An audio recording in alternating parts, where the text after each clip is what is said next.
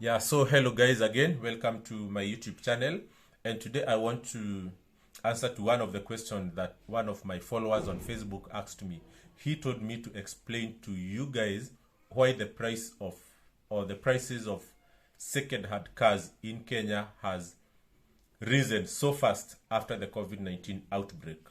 You know, if you want to go to the importers of used cars from Japan, Indonesia, wherever, you will find that in Kenya the price has almost doubled so far. And some people have put statements out there that the price increase is linked to supply and demand principle, but without very deep explanation. And today I want to just give you two key things that will help you understand why the prices of cars that are imported from Japan are increasing every day, and why, if you don't want to pay much for your car, you have to buy it early. Because from my prediction is that these prices will not stop to increase at least for the next 1 year. So the first thing is that you need to understand that in Japan, people sell their cars when they hit a particular mileage, let's say 60,000 kilometers. That is when an individual will decide to sell out their cars so that they can buy a new one, let's say a 2022 model. But you know, there is one dynamic that was brought by the COVID-19, which is the work from home, limited travels. So people have not been traveling with their cars as much as they were doing before the COVID outbreak. So this makes that before you hit 60,000 kilometers for you to sell your car, it takes you an extra 1 or 2 years. So people in Japan are not hitting the threshold mileage as fast as they were doing. So from that aspect, you find that there is little need for them to sell out their car.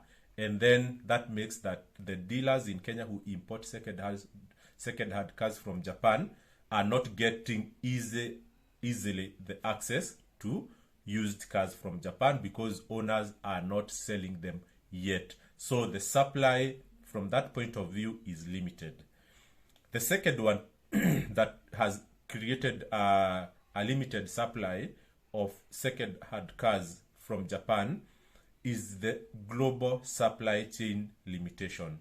So, you know, when COVID-19 came, there was very limited, there was limited supply of raw materials and goods from across the world because of the ports, the ocean ports that have been operating in half capacity, and also the cargo flights that have not been operating to full capacity. So this has made that, for manufacturers to source for raw materials across the globe, it has become a nightmare.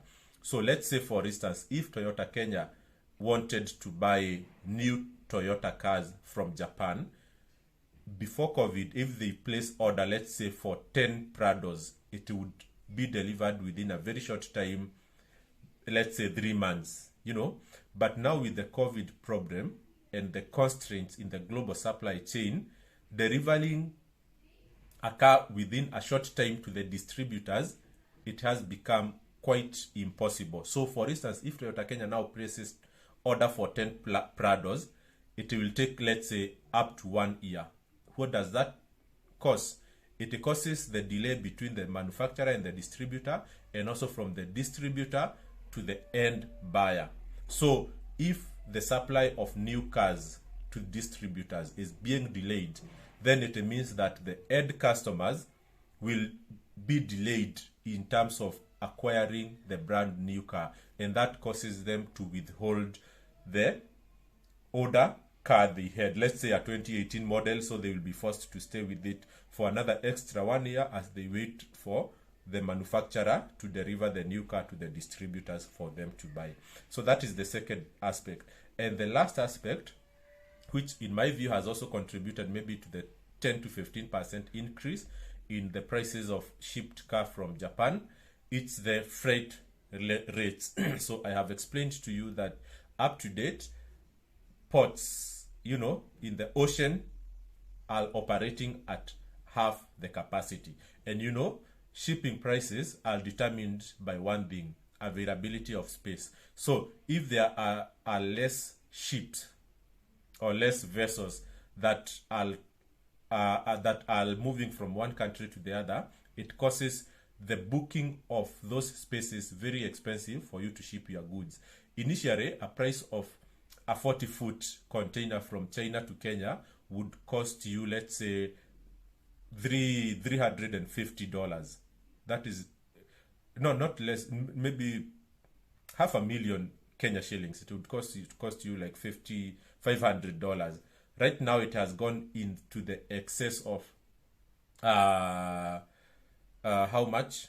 It has gone to the excess of, the last time I heard about it was around 9,000 USD, which is close to 1 million. Okay, so it is getting really expensive.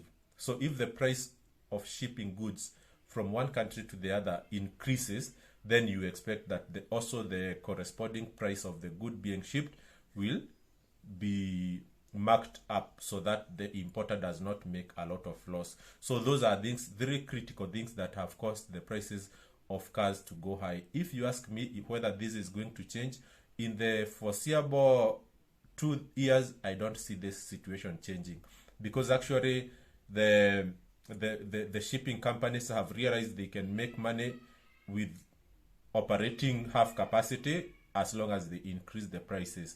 By so doing, they cut down the price of labor, and other charges that are linked to having many vessels operating. So from that point of view, I don't see it changing.